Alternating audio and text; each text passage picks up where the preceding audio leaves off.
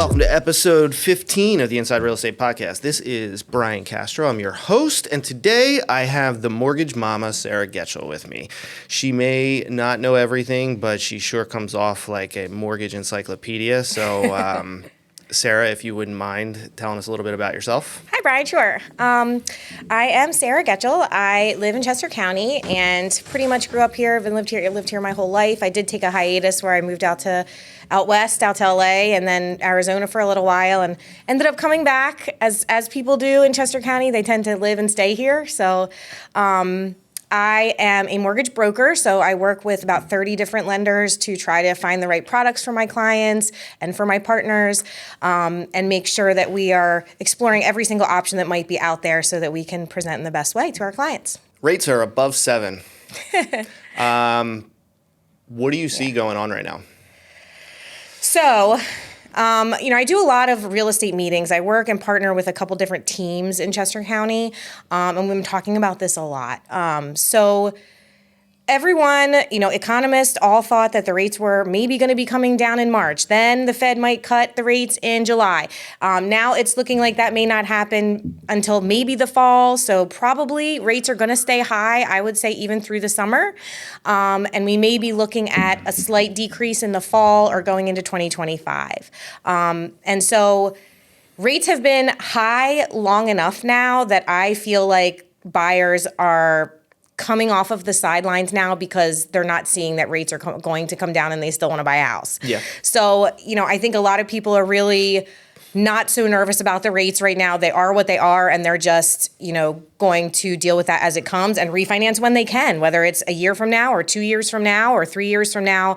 They still want to be in a home. When people have a reason to move, they are going to do that. Finally, Eventually, yeah, yes. 100%. So one thing I want to do today is talk solutions, right? So you can talk about like, hey, how do you get pre-approved, all that kind of stuff. But like, let's talk solutions based on what's going on right now. Mm-hmm.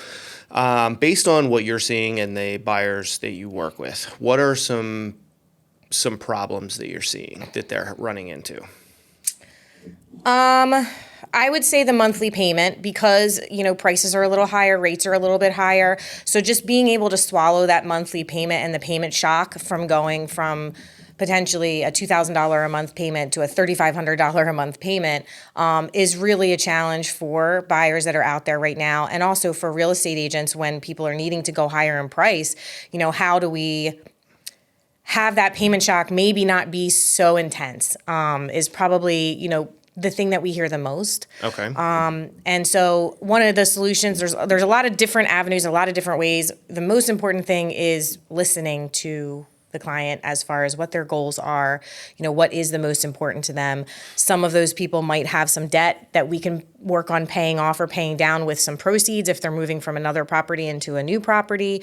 Debt consolidation is a big thing right now. Even though mortgage rates used to be really, really low, people are tending to rack up their credit card debts right now. So it's crazy. Looking at the overall picture and how we can really use the mortgage to your benefit to potentially look at your overall picture and solve that problem. Okay. So give me a specific example of one scenario that you might be running into and how you can work with them to get that payment down. So what's one specific payment scenario for a specific buyer, and then what's the solution for them? Sure. So let's say you have a home and you're looking to buy the next home. We call that a move-up buyer. Okay. They're looking for a bigger home for whatever reason. If there is some debt to be paid off, you're working with debt and you just don't know how you're going to handle that next payment. So for those people, I have a tool that we use for debt consolidation that will show here's the amount of your potential proceeds. Here's what we can do with the new mortgage, whether that be a bridge loan to use the proceeds to put down, using a portion of the proceeds for the down payment and a portion to pay off debt, and how we can, close that gap between having that $2,000 a month payment and the $3,500 payment. Would they use that bridge loan potentially to put down more than they would before the rates got where they are, so that they're basically having a lower payment in that situation? Yes. I mean, the bridge loan is huge right now. It's just huge. And the reason is because it's twofold. People have a lot of equity in their homes, number one. And number two, they're not super concerned that their house is not going to sell. So, the houses are not sitting on the market. It's not like they're going to have to keep that bridge loan very long. They are confident that they're going to be able to pay that off relatively quickly when they sell. So it gives them a stronger offer when they're making an offer on a house. And also, it allows them to put down more, just like you're talking about, to have that monthly payment a little bit lower and utilize that equity before you actually sell. Okay. Are people still buying down their rates right now? So there are a couple of different ways that people are buying down the rate. What I am recommending right now is I would not spend. This is what I tell pretty much all my clients. I would not spend more than about $2,000 to buy down a rate right now. Okay. Now that's the buyer themselves buying it down. That's the buyer themselves. Versus the seller buying it down. Correct. So the difference there is if the seller buys down the rate, it's a temporary buy down. So they're buying it down maybe for the first year, maybe for the first couple of years. It's essentially they're giving a credit to the buyer for the rate instead of doing like a seller credit. Well, not a ton of people are giving seller credits right now unless the house has been sitting for a while, unless there's a special circumstance. We're seeing a lot of off market happening right now. So, matchmaking, realtors and mortgage people and just family members in general are out there trying to matchmake and who's thinking about moving and who can we fit into that house. And so in those situations, there might be an opportunity for a temporary buy down if the seller's agreeable to that. It really just kind of depends on the individual situation. But if you're a buyer and you are under contract for a house and you're thinking about buying down your interest rate for the life of the loan, I would not spend more than about $2,000 to do that because I really truly believe there's going to be a market in the next couple of years where you're going to refi. And if you spent $5,000 or $6,000 or $7,000 to buy down your rate and then you're going to refi in a year and a half, it just doesn't really make a whole lot of sense. So. Okay. Now, something I learned through working with you that I used to have my real estate license, never ran into this and didn't come up when I was doing it, so I just never heard about it. But you brought up a recast, which I thought was very interesting. And it sounds like it's a no-brainer for a lot of people. So would you start off by explaining what a recast is? Sure. So one time during the life of your mortgage, you can recast the loan. What that means is you take a lump sum of money and put it onto the new mortgage and it adjusts your payment. So if you don't do a recast and you just put more money onto your principal, it's going to cut time off the end of your loan, but it's not going to change your payment. The interest rate's going to stay the same, your payment's going to stay the same. It's just going to cut off the time on the end of the loan. If you do the recast, then you're putting that lump sum, your rate will still stay the same, but they'll drop your payment according to that new amount of money that you put on the loan.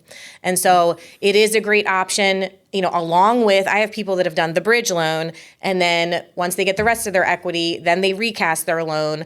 But I'm also telling people right now, before you actually do a recast, let's talk, because depending on when that is, we'll see where the rates are and is it worth it to explore a refinance in that situation where you could do the same thing and get a lower interest rate. So it really just depends on the timing of the market, where their personal loan is, and what makes sense. I'm thinking about how to get the biggest bang for your buck out of a recast. So if I'm a move-up buyer, right, and I'm like, I know that I'm going to have a payment that I really don't like in the new house, but I have another house to sell.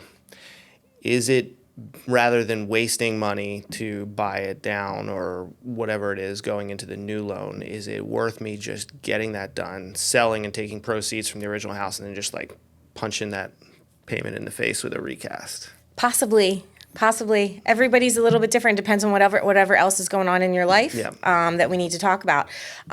Usually the cost of a recast is a couple $100. So it's not like you're spending a ton of money to do that recast. So it's worth looking at, okay, if I do that, how much money am I going to save, right? Let's look at all the options. How much money am I going to save monthly by doing that and save an interest over time? And I have all kinds of tools for that.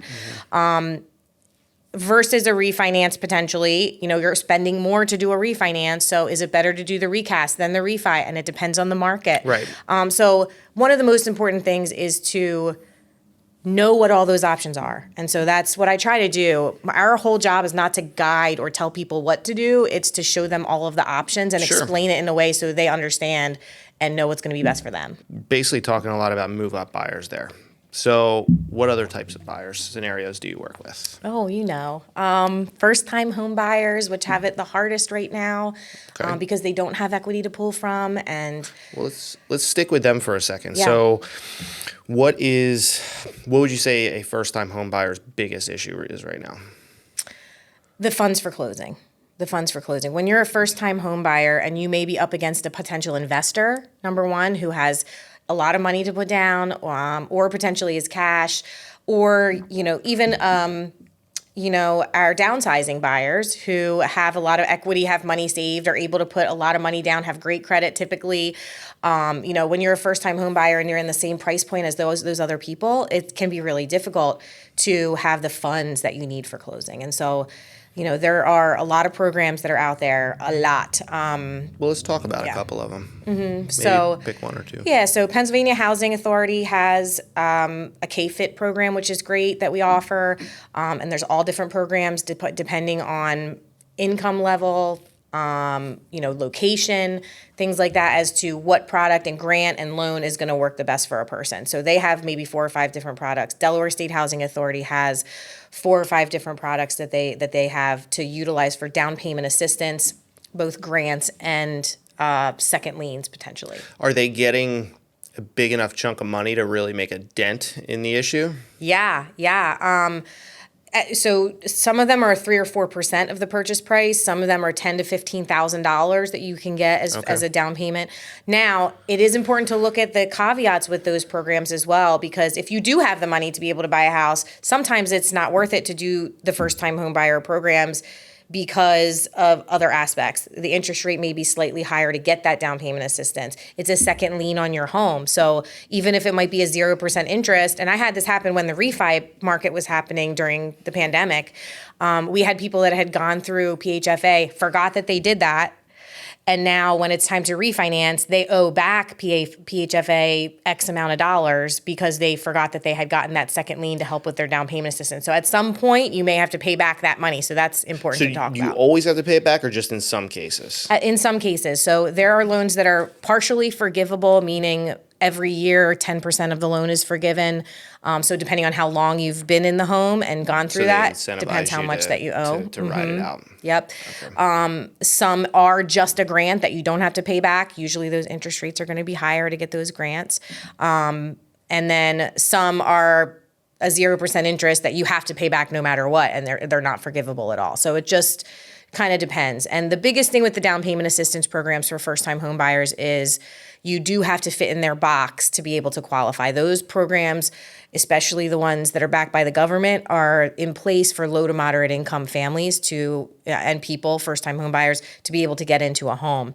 And so the credit score has to be there. The income limit has to be there. So, when I talk to first-time home buyers, that's something that I'm looking at for them to make sure you fit into that box to qualify for eligibility. So is it generally hard, or is it just you just have to make sure you check boxes, or is it like would you say like what percentage of first time home buyers do you think would actually get there?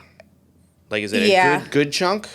I would say about 30% qualify for it. So not most, depending on the location too, because the income limits are different everywhere. The income limits is really what holds people back from getting it sometimes. So the outliers are the people, generally, correct me if I'm wrong, are generally the ones that are in a better position or are just have no business buying a home because maybe their credit or income's just not there at all. Correct. Right. So you got to be somewhere in the middle. Yeah.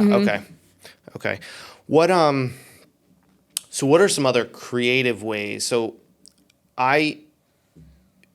through conversations I've been having, it seems like the general, back in the day, you could probably buy a house and that could be your forever home. That's not going to be the case these days, right? So I see a lot of mindset shifting and from the agents and the lenders, kind of helping guide people to think differently, right? And what are some other creative ways that they can look at it, knowing this isn't going to be my forever home? What can they do to maybe approach buying a house differently than, hey, you know what I mean? Sure. I mean, definitely be less picky Okay. about the criteria. You know, what are you for your first home that's going to be a stepping stone for you? Maybe look for things that are well built but aren't necessarily have all the space that you want or have that screened-in porch that you want. Is just being okay with getting your foot in the door to buy a house so you can start building equity and start building wealth so that, you know, you're on your way to the home that you want to buy. Also, we're seeing a lot more first-time home buyers that are so savvy right now. They're, you know, buying, knowing that they're going to turn into investment properties. They're buying a townhome versus, you know, a single family that has a yard and all that, knowing that I'm going to hold on to this home and keep it as an asset because real estate assets are a good bet right now, especially when everything else is so volatile, especially in our area where things are just appreciating like crazy. And having other income streams. Everybody now is talking about how do I have varied and diverse income streams. So real estate's one way to do that. And even my young buyers are thinking that way too. They're thinking about, okay, maybe I buy half of a duplex and have somebody live in the other half, knowing I might turn the whole thing into an investment property down the road, and just thinking more long term about what your goals are as opposed to this is what I want right now. This is my dream house. Yeah. So maybe not getting too attached to the initial property, but also, you know, thinking that way. Okay. And that's one, you kind of got to where what I was thinking. So you had mentioned that now through FHA, they can take advantage of FHA to buy a multi-unit, Yes. right? So it's up to 4 units. It's up to 4 units. The rules are a little bit different if you're going for a 3 or 4 unit versus a single unit or a duplex. Well, let's start with the duplex. And like, let's say that was my option. So how does that look for them? Yeah, so you can still put as little. I mean, the reason why FHA is a great option is because you can still put 3.5% down and buy a duplex. You know, knowing that you're going to still have an income stream from whomever is going to live in that other half. The interest rates are also lower for FHA than they're going to be for a conventional loan, just across the board. Yeah. The mortgage insurance rate is a set amount, but it's going to be lower than you're going to get for a conventional loan, likely. So these are all reasons why the FHA for duplex is a really great option, because it allows you to get into sort of an investment situation with, as long as you're going to live in the other half, without having to put more money down or get that higher rate. So Sure. What changes when you get to 3 and 4 units? there's a calculation, a sustainability calculation that happens to basically FHA, I believe, put that in place because, you know, they don't really love the idea of buying an FHA property with a 3 to 4 unit, in my opinion. So they want to make sure that, you know, if you're buying a 3 and 4 unit, there's a calculation. So it's like 75% of what you're making in the rent has to equate to whatever the new payment is going to be on the loan. So, you know, it's very specific. So I have clients that I work with that are looking for a 3 and 4 unit that it's sort of like, before you even go see the house, send me the address. Let's calculate what this looks like to know if this is even going to be possible for FHA with a 3 and 4 unit. Is some of that due to the fact that somebody who is just getting into purchasing real estate and maybe doesn't know what they're doing, that the banks don't think that they have the savvy to manage 4 units, and they want to cover their butts there because if managed incorrectly, it could be a nightmare? I mean, I do think that's part of it. The whole idea of why all these rules are in place, not just with FHA, but Fannie and Freddie, why do we have all these rules in place, is because they're trying to avoid default on the loan, right? They're trying to make sure that people are going to be able to pay back their mortgage, whatever that looks like. And so I do think, you know, 3 and 4 units is a lot more risky than having a single unit or a duplex because there's just more things that could go wrong. It's the same thing with condos. You know, when you're living in a condo and you're sharing 4 walls and somebody else is taking care of other things, that's a riskier move for the bank. And that, you know, with risk comes a higher interest rate, comes, you know, more rules, more hoops, more criteria, all those things. So, you know, I definitely think it plays a role for sure. All right. So since we talked about FHA a lot there, I've seen over the years that FHA was looked at more favorably. Other times it was looked at less favorably. How competitive is an FHA versus conventional right now? If I have a buyer that qualifies for both FHA and conventional, I will show them and issue 2 pre-approval letters and show them options on every home for both FHA and conventional. I've been doing that for quite some time in this competitive market. And the reason is FHA is not looked upon by sellers generally as favorable as a conventional offer. There's a couple reasons for that. FHA appraisers are going to be a little bit more strict. They have to be. It's a government loan, so there's criteria that is looked at for FHA that's not looked at for conventional. When you're a seller, you want as little risk as possible. Right. So as little potential for hiccups or hurdles that there could possibly be. So in that way, we have seen sellers veering toward the conventional offer. So the conversation with the buyer is, are you okay? If you find yourself in a 3 or 4 offer situation or multiple offer situation, are you okay potentially spending another $150 or $200 a month to get a conventional loan and maybe get the house rather than the FHA loan with the lower payment and you may not get the house? So it's really case by case. If you have a great buyer's agent that you're working with, it's so important because they're going to hopefully do some of that intel and say, hey, Mr. Listing Agent, do you have any offers? Looking at how long the house has been on the market, looking at the comps, to try to see if an FHA offer is viable. And I do have a handful of FHA clients under contract right now. So it's not that they're not going to get accepted. It's just working with the right people to know if it will. Are you, with your FHA buyers, are you able to do anything in particular that might help them structure what they're presenting in a very favorable way to help them compete? Yeah, one of the things I always do is contact the listing agent when you're making an offer in writing, and also typically a phone call as well, to just reiterate. Phone call. Yeah.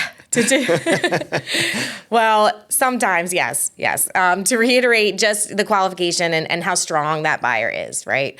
That's one thing. Additionally, there's all kinds of things that agents can do and write into the contract to strengthen an offer. If you have FHA, you can do a larger deposit. You can offer to pay the transfer tax for the seller. You can go higher in price. So we've even, when the market was super competitive, we were seeing clients just giving a credit to the seller toward their, closing costs on their part of the house. So there's a lot of things that can be done. There are inspections that could be waived if that's the right situation. So that is not my wheelhouse. This is just things that I've seen happen with agents and things. That would be just making sure you have a great buyer's agent on your side. It's so important right now. Yep. But as a lender, you're not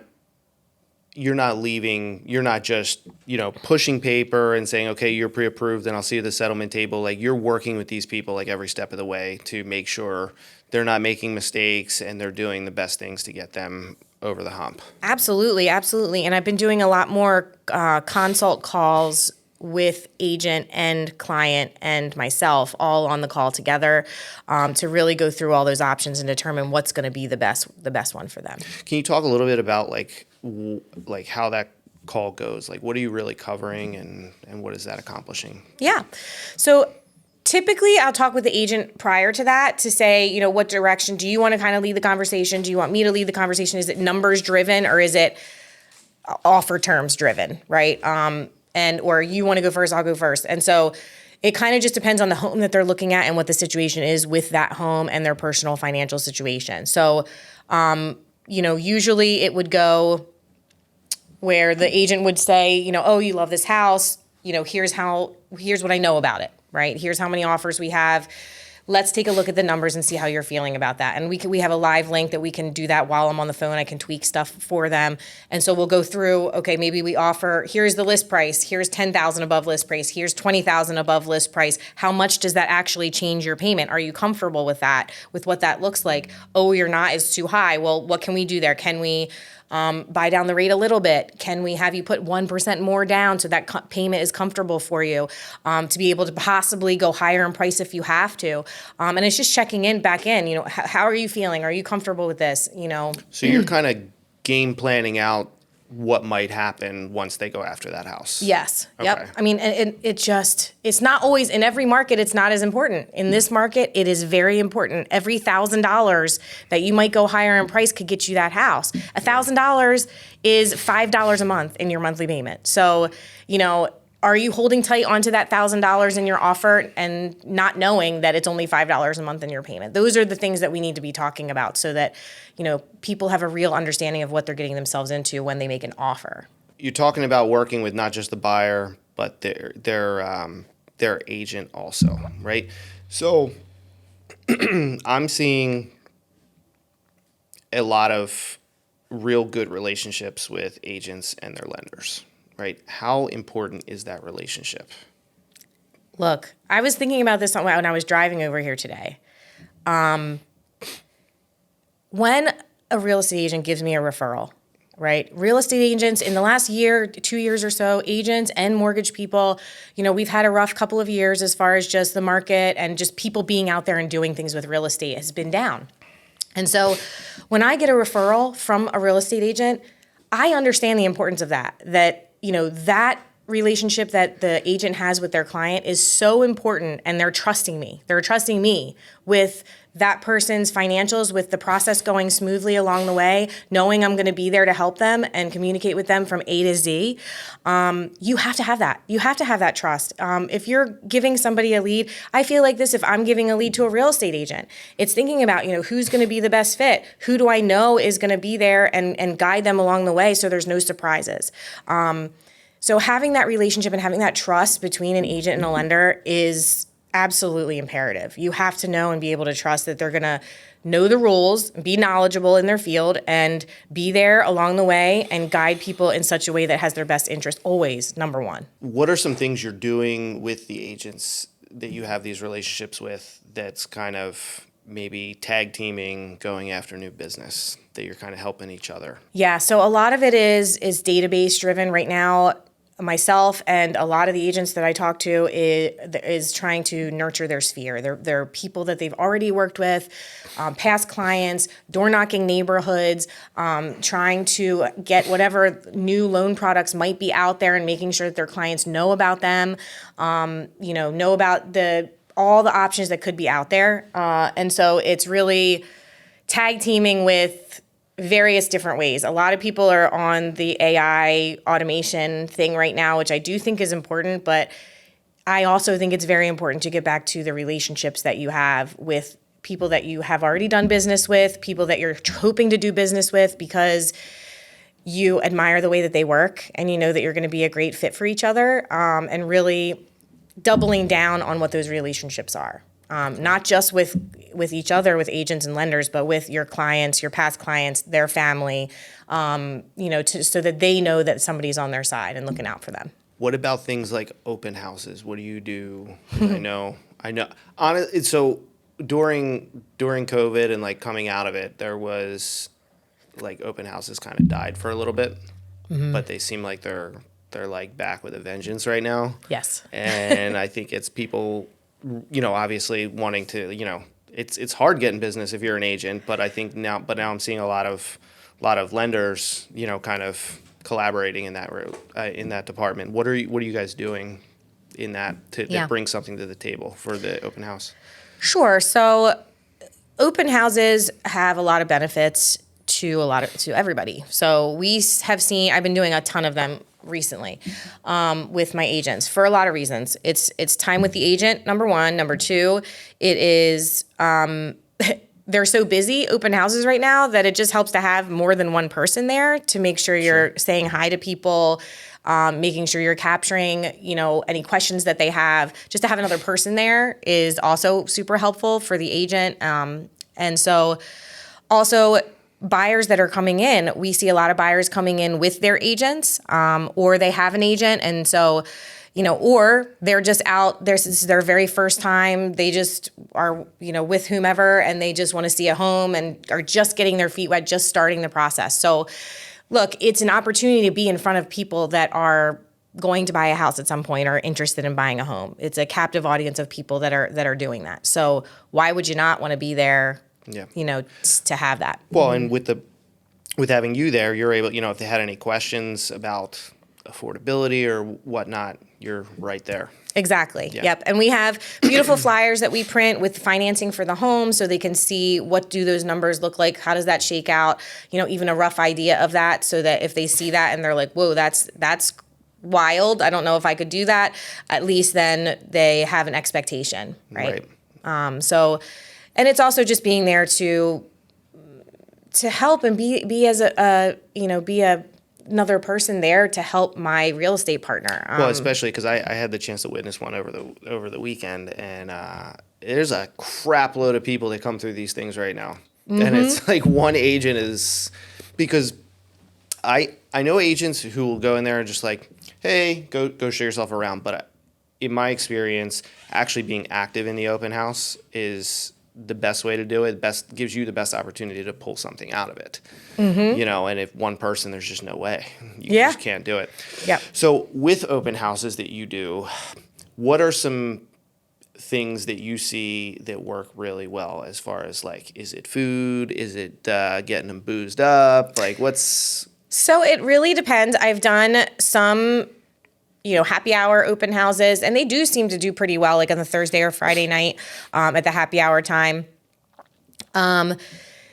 Takeaways, I had one agent who did these. It was so cute. She got them on Etsy, these little bags, and I don't want to give away her secrets, but anyway. So something that people can just grab and take with them at open houses is also really great because there's not the pressure. Like sometimes when you have platters of food or platters of stuff out, nobody wants to take it. Like you don't want to be that person, right? You don't want to be the person, right? So I find that like any kind of a giveaway, a bag of something or also makes something them like that. remember the house too, right? Yeah. Yep. Definitely. All right. So yeah, I mean, I think more lenders and agents should really work together and grow their relationships with each other because there's a lot of collaboration that can be done there. Let's talk a little bit about, so you're a local broker versus a big box lender. What's the difference for a buyer? Sure. So, I mean, as a broker, I have access to many different loan products and options. So if you happen to be somebody who's looking for something outside of the box, where we have the different bank statement loans versus getting your tax returns or an investor type of loan, or, different arms that allow you to put less down with a jumbo loan or whatever. If you're going to a big box lender or even just a direct lender, they don't always have access to the same options that a broker would. That's just speaking direct lender versus a broker. The big box versus a local person would be having somebody know the market. I can't tell you how many times I've seen a loan estimate from a big box lender and the transfer tax is completely wrong. There's no home insurance included. Half the escrows are missing. They just don't have a handle on where we are and the market that we are in and what those numbers look like. And the last thing that any agent wants or any buyer really wants is to have those estimates be wrong, and then at the end of the day, they need another $5,000 or $10,000 sometimes at closing because they didn't receive an accurate estimate from the beginning. In my experience, I've seen people pursue the big box lenders often after they started with a local lender because they see a rate advertised. Does that usually end up, and I've heard from some people that often what you see in the end can shake out even higher than what you were expecting. So it's not really. Yeah, and not only that, and I felt where you were going with this, Brian, which is like so many agents that, and the deals that I have, the people that I have lost because they went with a lower rate from a big box lender, even if it was 0.1%. They ended up regretting it when they got to the settlement table because not only was the cost higher, right? The cost is higher. Most often the cost is going to be higher at the end than they told you it was going to be in the beginning. And number two, the process was probably super clunky. They couldn't get a hold of somebody a lot of times. It's a different person they talk to every time. They can't get what they need when they need it, and they don't have a person there. It's kind of you get what you pay for sometimes in everything that's out there, right? It's capitalism. It's, we have to be able to pay the wonderful people that we have on the back end, my processors, the admin staff, the people that make our business run and go. We have to be able to make sure that those people also have a job. So, our pricing may be a tiny bit higher than what the bottom basement online bank that you're going to find. But the service level is going to be 1,000% better. Yeah. So talk a little bit about what's it like being a mortgage person right now? What's a day in the life look like? Oh, goodness. Well, it's tough because it is a lot of discipline of time blocking and making sure I'm doing these activities during this time, so that I can build my pipeline out for future months. However, it's also running from here to there. I mean, real estate agents, people in real estate, a lot of times fly by the seat of their pants as far as somebody needs a showing tomorrow, so I need to drop what I'm doing tomorrow or reshuffle everything to make sure I can get that buyer to that showing. It's the same thing with mortgage. I mean, we're out and I am at a meeting somewhere off-site and I have somebody that needs something from me, so I always have my computer with me at all times, everywhere I go. And so it's just being able to be readily available when people need it, especially in this crazy market right now. And I had somebody over the weekend, a past client of mine that called me and she's like, we think we might want to buy an investment property and here's the address and we want to make an offer right now. And I had, they had bought a house 3 years ago from me. And so it was getting all that information together very quickly, getting everything over. They put the offer in. We still don't know if they got it. I hope they did.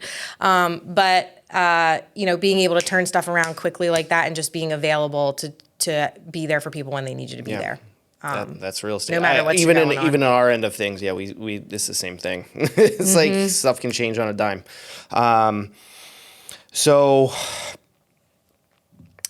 tell us a little bit more about. I want to build off of that a little bit. So you're also a mom. Mm-hmm. How many kids? 2. 2? Yeah, so sure. 10 and 8. What's it like managing all that with being a mom too?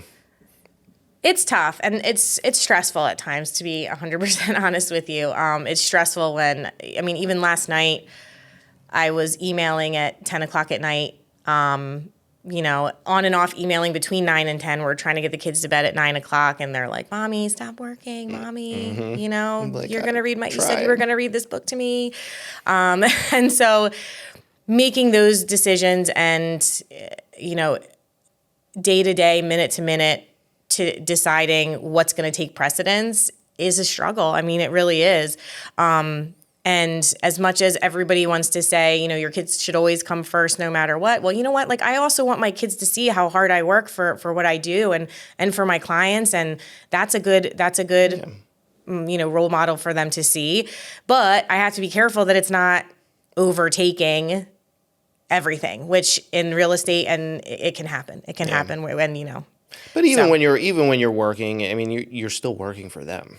So yes, but it's also making the time, which I do sometimes struggle with. Like, I need to put my phone literally in the other room. Yes, I need to put it in the other room for at least an hour or two and have that very quality driven time with the kids where I am all in. And so finding the time to do that and setting those boundaries and expectations for other people is challenging sometimes for me, but I'm working on it. From what people say about you, I think you do a pretty good job. What do you do for yourself to keep yourself sane? I love concerts, so I go to live shows with my friends, my family, my husband. Dancing in the living room is something that I really like to do and put on my favorite music. Music does a lot for me. It calms me down. It jazzes me up when I need to be there. And so, if you ever seen Grey's Anatomy where they're dance it out and they're dancing out in the living room, that's what I love. And that's what's a de-stressor for me. And I should do it more often than What were you listening to on the way over here? Actually, a podcast. So I know.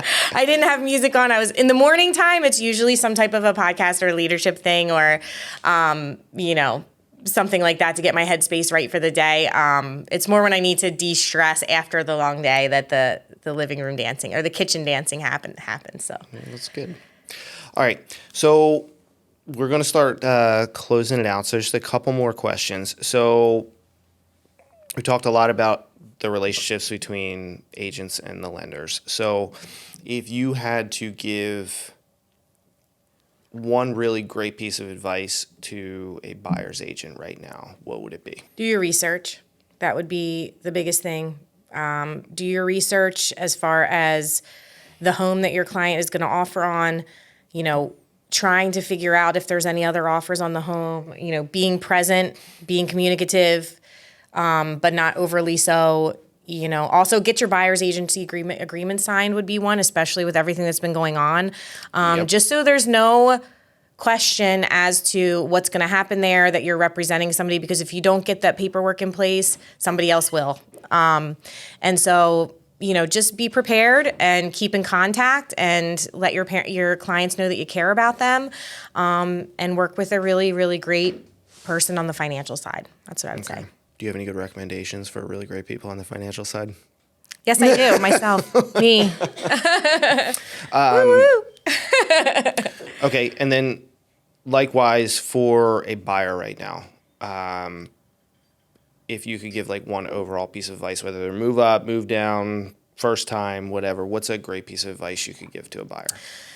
With the current market that we are in now, with the potential for the NAR settlement, with all this stuff happening, the competitiveness of what is going on, the fear of agents right now is that buyers may just go to an open house or go to the listing of somebody and go with that agent because they feel like they'll be more willing to accept their offer if they don't have to pay them as much, right? I would really say do not do that. Like, you need to have somebody in your corner. Buyers right now need to have somebody advocating for them. And that buyer, even if you end up having to pay a little bit out of pocket for that buyer's agent, there is not a more important role right now than the buyer's agent in my mind. You got to have somebody that really knows what they're doing, that's going to advocate for you, to know what are all these tricks of the trade to be able to get you into the home that you want. And if you're working with the wrong person, they may not be able to do that. So I think that's some really underrated advice. Okay. And last question that we ask everybody. Send us off with a positive message to the world. A positive message. Just get out in the sunshine today. Dance in the sunshine today is what I think. It's just the most gorgeous day we've had in a long time, and enjoy nature, enjoy your family, enjoy the things that, find your joy. There's a guy I watch on, my daughter loves him too, on TikTok, and he always signs off with "find your joy," and so that's what I would say. Great. Well, that's it. Thank you, Sarah. Thank you, Brian. Thanks for having me. Absolutely. All right.